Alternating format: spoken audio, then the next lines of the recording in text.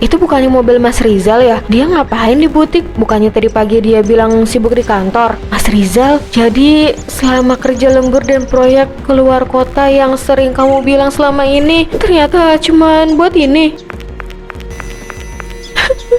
Kamu tega banget, Mas. Di saat aku berjuang setengah mati antara hidup dan mati, kamu malah senang-senang di luar sama wanita lain pakai uang kita.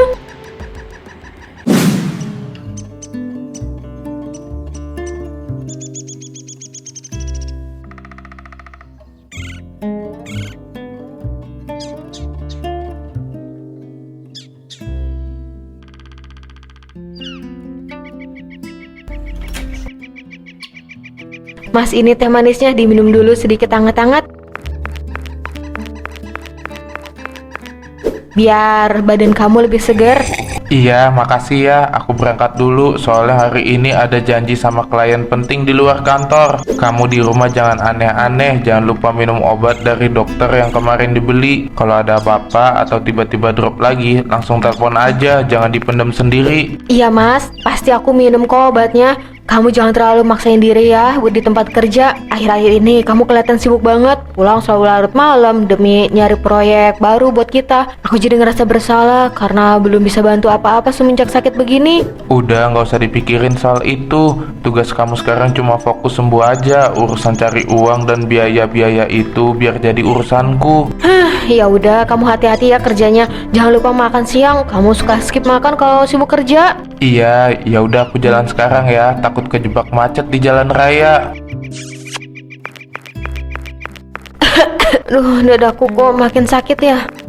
Nisa, ya Tuhan, kamu kenapa, Nis? Dadaku sakit banget, Sir. Tolong. Ini pasti karena kamu terlalu kecapean ya. Aku kan udah bilang ke rumah sakit aja. Kenapa kamu gak pernah mau dengerin aku sih? Aku yang antar ya. Aku nggak mau bikin kamu atau Mas Rizal khawatir. Lagian aku udah minum obat kok. Sebentar lagi pasti sembuh. Justru kalau kamu gak ke rumah sakit, kita semua makin repot. Ayo sekarang kita ke rumah sakit. Jangan ngeyel lagi. Aku ambil mobil dulu ya.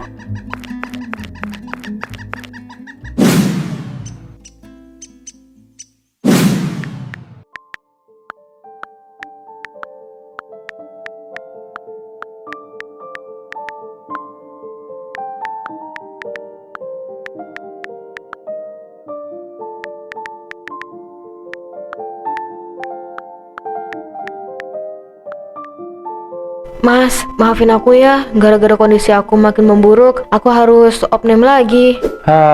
Ya mau gimana lagi Nis, kan emang kenyataannya begitu. Uang tabungan yang kita kumpulin bertahun-tahun malah habis total cuma buat bayar rumah sakit dan nembus obat ini. Makanya dari kemarin aku bilang pola makannya dijaga, pikirannya jangan stres biar cepat sembuh dan bisa pulang. Kalau begini terus-terusan, jujur aja aku juga yang repot. Siang harus jungkir balik cari proyek, malamnya mesti bolak-balik ke sini nemenin kamu tidur di kursi keras kayak gini. Badan aku juga capek Nis, bukan kamu aja. Iya Mas, aku paham banget kamu capek. Aku juga nggak pengen sakit kayak gini. Tiap hari aku berdoa biar beban kamu berkurang. Tapi tolong Mas, jangan ketus gitu bicaranya. Aku jadi makin ngerasa bersalah sama kamu. Sudahlah, nggak usah drama pakai nangis segala. Aku cuma ngomong apa adanya sesuai fakta kan. Kamu mau kemana Mas? Udah, kamu mendingan tidur sekarang. Aku mau keluar sebentar cari angin di depan. Pusing aku di dalam kamar ini terus. Hawanya sumpek. Maaf kalau aku banyak salahnya Mas. Maaf kalau aku banyak ngerepotin kamu. Nisa, kamu kenapa? Kok nangis? Pasti karena Rizal ya? Aku nggak apa-apa kok. Aku cuma ngerasa nggak berguna aja. Mas Rizal capek kerja, tapi aku malah sakit kayak gini. Jangan ngomong kayak gitu. Yang namanya sakit tuh nggak ada yang tahu. Kamu nggak salah apapun sebagai sahabat kamu. Aku nggak mau kalau kamu nyalahin diri kamu sendiri kayak gini ya. Terus aku harus kayak gimana? Mas Rizal kecewa sama aku karena aku sakit. Enggak Nisa, dia suami kamu. Seharusnya kalau kamu lagi sakit kayak gini, dia ada di samping kamu, bukan malah ninggalin kamu dan bikin kamu merasa bersalah. Udah, mending sekarang kamu makan dulu. Habis itu minum obat biar kamu cepet sembuh. Aku udah bawain kamu bubur nih. Ayo makan.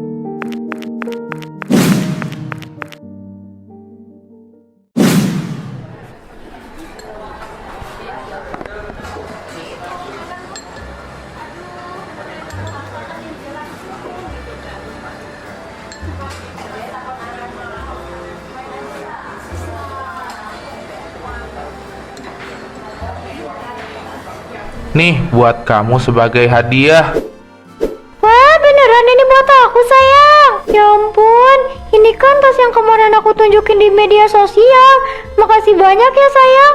Kamu emang suami idaman aku deh. Selalu tahu cara bikin aku senang. Aku suka banget sama tasnya. Apa sih yang gak buat kamu? Apapun bakal aku usahain. Yang penting kamu bisa bahagia terus pas lagi sama aku. Anggap aja ini hadiah kecil karena kamu selalu ada buat nemenin aku pas aku lagi pusing-pusingnya. Tapi aku agak kepikiran deh. Kamu kan belakangan ini sering banget keluar uang banyak buat beliin aku barang-barang mahal. Iya, emangnya kenapa? Istrimu yang lagi dirawat di rumah sakit itu beneran gak bakal curiga atau tahu soal ini? Nanti malah jadi masalah lagi buat hubungan kita. Hahaha, alah aman, kamu tenang aja. Dia mah orangnya polos dan percaya aja kalau aku bilang uang tabungan kami sudah habis total gara-gara dipakai buat bayar biaya pengobatan dan kamar rumah sakit dia yang mahal itu. Lagian aku udah males banget bahas dia, bikin pusing. Sekarang yang penting itu masa depan kita berdua, oke? Oke, tapi kalau istri kamu itu tahu, aku nggak mau tanggung jawab dan terlibat. Malas banget kalau udah berurusan sama dia. Hahaha, kamu tenang aja, semuanya akan aman. Yang penting sekarang kita bisa senang-senang tanpa harus mikirin dia.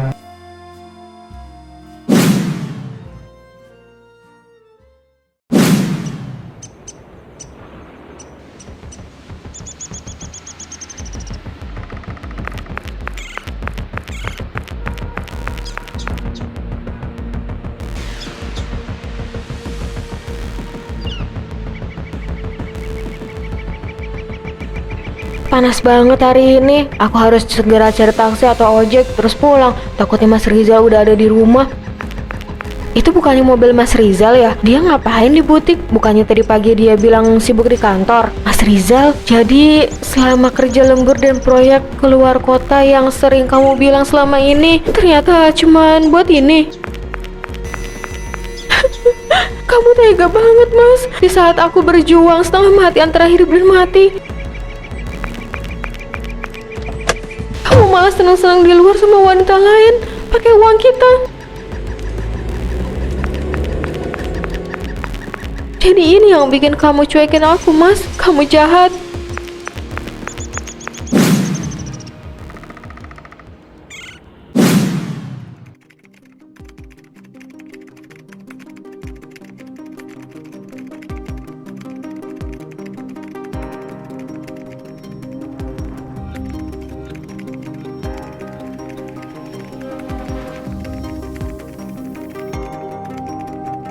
Gimana Mas Anto? Semuanya udah beres kan? Berkas dari pihak aku udah lengkap semua. Kontrak kerjasamanya juga udah aku pelajari semalam. Tinggal kita tanda tangan aja nih hari ini biar proyek bisa langsung jalan minggu depan. Jujur aja aku udah bayangin keuntungan besar dari proyek kita kali ini. Baik Pak, saya mengerti. Terima kasih atas informasinya. Kenapa Mas? Ada masalah apa? Mohon maaf banget Pak Rizal, saya punya kabar buruk. Barusan pihak investor pusat menelpon saya. Iya, terus ada apa Mas?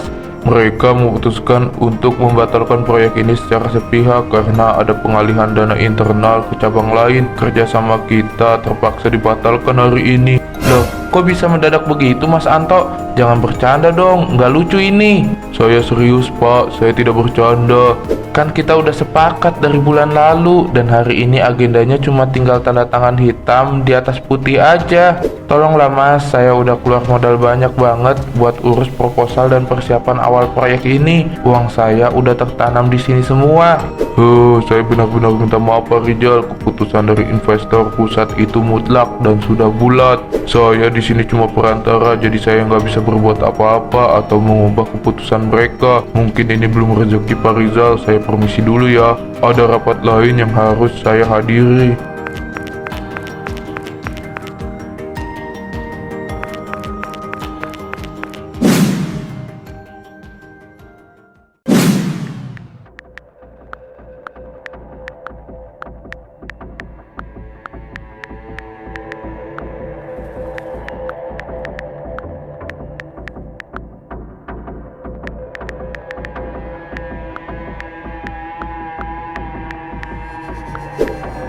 Ini ada apa sih? Kenapa jam segini rukonya sepi banget kayak kuburan? Mana pelanggan-pelanggan yang biasanya ngantri atau langganan tetap di sini?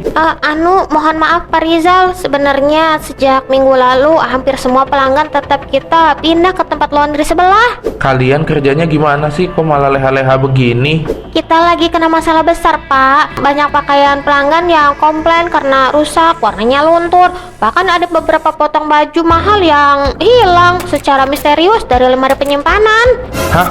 Kok bisa hilang dan rusak? Memangnya kalian gak cek dulu sebelum dicuci? Kalian kan udah tahu prosedur kerjanya gimana. Gara-gara kecerobohan kalian, omset kita jadi anjlok begini. Kami bersumpah udah ngerjain semuanya sesuai prosedur, Pak. Kami juga bingung kenapa mesin cucinya tiba-tiba sering error dan bikin baju robek. Akibat komplain itu, kita terpaksa harus ganti rugi banyak ke pelanggan, Pak. Usaha kita benar-benar rugi bulan ini. Bahkan uang kas kita aja nggak cukup buat bayar gaji kami berdua. Kacau, semuanya kacau. Kalian tutup rukonya, pulang. Kita nggak dipecat kan, Pak? Saya minta kalian pulang. Mau di sini juga nggak ada pelanggan kan? Kenapa semuanya jadi berantakan kayak gini? Pasti ada yang nggak beres.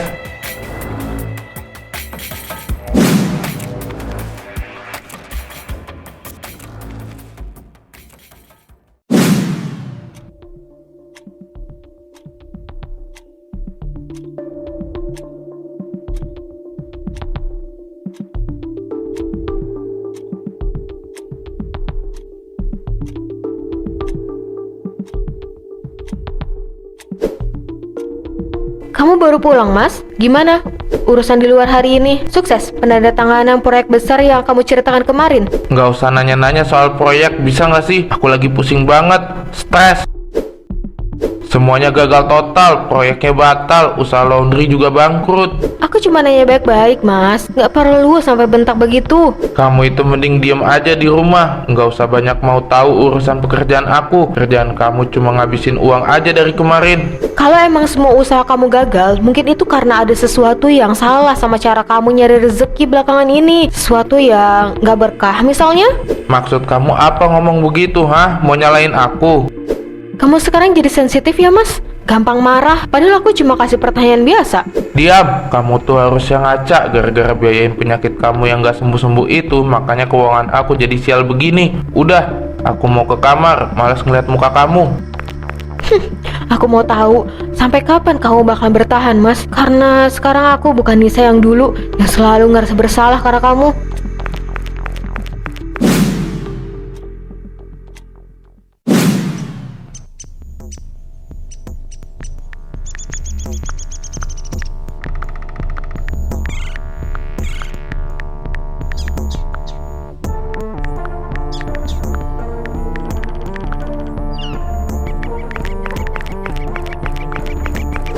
Vin, kamu kenapa sih kok jauhin aku beberapa hari ini? Pesan aku nggak dibalas, telepon aku juga selalu kamu tolak. Aku lagi ada masalah besar banget, Vin. Bisnisku hancur, proyekku gagal. Aku lagi butuh banget dukungan dan sandaran dari kamu sekarang. Ya justru karena bisnis kamu lagi hancur, makanya aku malas ketemu sama kamu. Kamu pikir aku mau apa pacaran sama cowok yang lagi bangkrut begitu?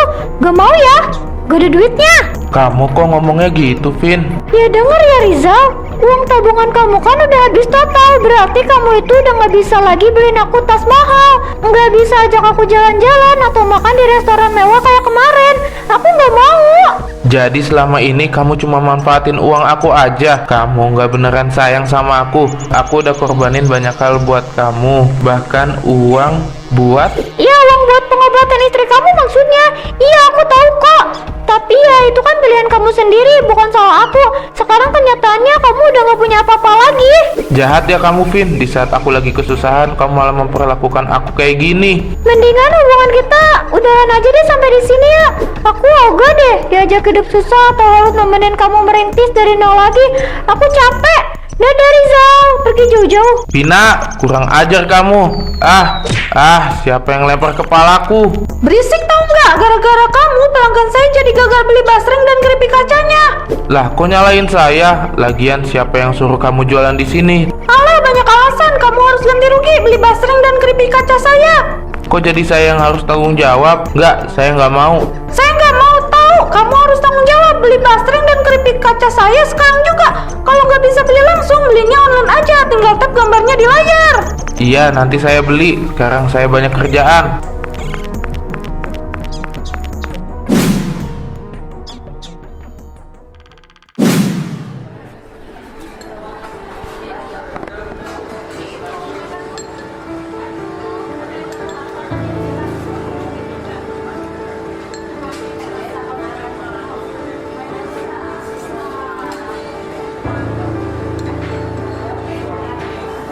Semua dokumen sudah saya, Ibu Nisa, sesuai dengan surat wasiat mutlak dari almarhum orang tua Ibu. Dalam dokumen itu ada apa aja, Pak? Apa sudah sesuai? Seluruh aset mulai dari rumah utama, tanah di beberapa lokasi hingga usaha keluarga besar Ibu sekarang sudah resmi dialihkan penuh atas nama Ibu pribadi. Mas Rizal tidak mendapatkan apapun kan, Pak? Iya, Ibu, suami Ibu tidak memiliki hak spesial pun atau keterlibatan hukum apapun atas seluruh aset-aset berharga ini. Terima kasih banyak atas bantuannya ya, Pak.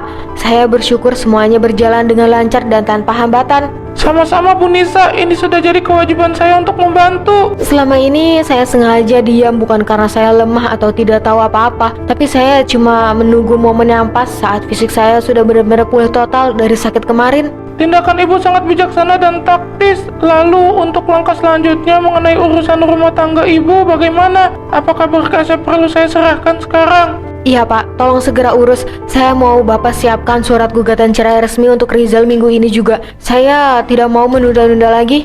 Baik, Ibu Nisa. Pengkhianatan dia di masa-masa sulit saya sudah cukup jadi alasan kuat untuk mengakhiri pernikahan ini. Saya ingin semuanya selesai dengan cepat dan bersih, biar saya bisa melanjutkan hidup saya sendiri dengan tenang dan fokus mengelola usaha keluarga.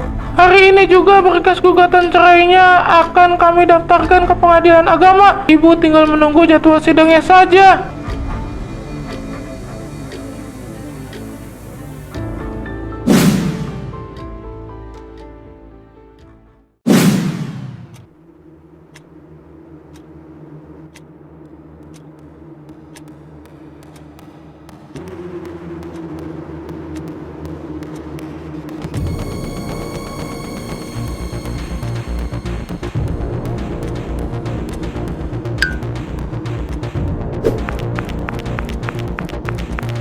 Kenapa baju Nisa nggak ada? Pergi kemana dia? Surat gugatan cerai. Nisa menggugat cerai aku. Kenapa tiba kayak gini? Ini sertifikat rumah dan dokumen usaha warisan atas nama Nisa seutuhnya. Jadi selama ini rumah besar yang kami tempati ini adalah milik keluarga Nisa secara penuh. Dan aku dipaksa angkat kaki dalam waktu 3 hari. Nggak mungkin. Bagaimana bisa Nisa tahu semuanya? Jadi selama ini dia diam bukan karena dia bodoh. Dia tahu kalau aku selingkuh. Dia tahu kalau aku pakai uangnya buat wanita lain. Kamu tega banget sama aku. Di saat aku lagi bangkrut dan butuh kamu malah ninggalin aku kayak gini. Nisa, di mana kamu sekarang? Kenapa kamu tega, Nisa?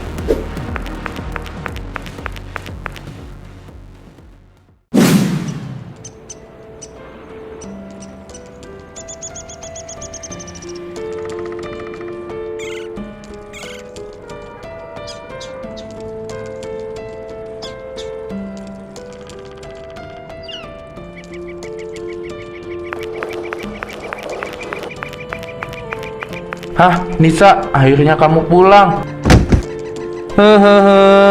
Nisa, tolong aku, Nisa. Aku mohon jangan lakukan ini sama aku. Tolong cabut gugatan cerai kamu, Nis. Aku hilaf. Aku benar-benar minta maaf atas semua kesalahanku selama ini. Aku tahu aku salah. Aku udah jahat sama kamu pas kamu lagi sakit. Gak usah begini, gak ada gunanya lagi. Semua udah terlambat, keputusan aku udah bulat, dan proses persidangan kita akan tetap berjalan. Nis, tolong kasih aku satu kali aja kesempatan kedua. Aku benar-benar nggak punya tempat tinggal lagi kalau diusir dari rumah ini. Semua udah terjadi, Mas, dan aku gak akan mau kasih kamu kesempatan lagi sama kamu. Kamu udah buang semua kesempatan itu. Uang tabunganku habis total, proyekku gagal, usaha laundryku bangkrut, dan Vina wanita itu udah ninggalin aku begitu aku tahu aku nggak punya uang lagi. Jadi kamu minta dikasih kesempatan karena kamu udah nggak punya apapun, bukan karena kamu menyesal, Mas. Bukan itu maksud aku, Nisa. Cuma kamu yang tulus sama aku, Nis. Aku janji bakal berubah. Aku bakal temenin kamu seumur hidupku. Tolong jangan usir aku ke jalanan kayak gini. Kamu baru sadar aku tulus setelah semua harta kamu habis dan perempuan itu ninggalin kamu, Mas. Kemana aja kamu waktu aku berbaring di rumah sakit, menahan sakit sendirian, sambil dengerin kamu bentak-bentak aku karena aku dianggap beban. Aku minta maaf, Nisa. Tolong maafin aku. Semua uang itu... Kamu malah pakai uang pengobatan aku buat bersenang-senang sama dia, Mas. Aku diam selama ini bukan karena aku bodoh, Mas. Aku cuma pengen lihat seberapa jauh keserakahan kamu bakal ngehancurin diri kamu sendiri. Dan lihat sekarang, inilah hasilnya. Nisa, tega kamu, Nis. Kamu tega ngeliat suami kamu hancur dan luntang-lantung di jalan tanpa punya apa-apa lagi. Bukan aku tega, Mas, tapi kamu sendiri yang udah memilih jalan ini. Kamu yang nanam, ya kamu yang petik hasilnya. Selamat menikmati apa yang udah kamu perbuat, Mas. Tunggu, Nisa. Tolong maafin aku. Ini balasan untuk kamu, Mas. Anggap semua yang kamu rasakan itu yang harus kamu bayar dari rasa sakit hati aku selama ini.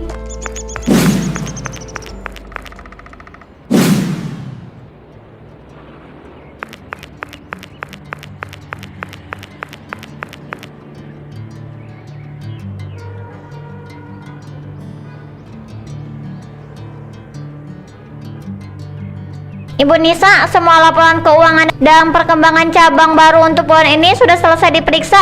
Hasilnya sangat memuaskan, Bu. Keuntungan kita naik 2 kali lipat dibanding bulan yang lalu. Bagus sekali. Terima kasih atas kerja keras kalian semua ya. Sama-sama, Bu. Tolong pastikan bonus untuk karyawan bulan ini dibagikan tepat waktu. Saya mau usaha kita ini membawa berkah untuk banyak orang. Baik, Bu Nisa. Kalau begitu saya permisi dulu, Bu. Selamat sore, Bu. Di dunia ini karma tidak selalu datang dalam bentuk rasa sakit fisik atau mimpi buruk yang menakutkan. Kadang azab yang paling nyata adalah ketika kamu dipaksa melihat orang yang pernah kamu sia-siakan tumbuh menjadi sangat bahagia dan sukses, sementara kamu sendiri harus terjebak selamanya dalam penyesalan atas kebohongan kamu sendiri. Mengkhianati pasangan yang sedang berjuang di titik terendah hidupnya sama aja dengan menutup jalan berkah dan menghancurkan masa depan kamu sendiri sampai tidak tersisa.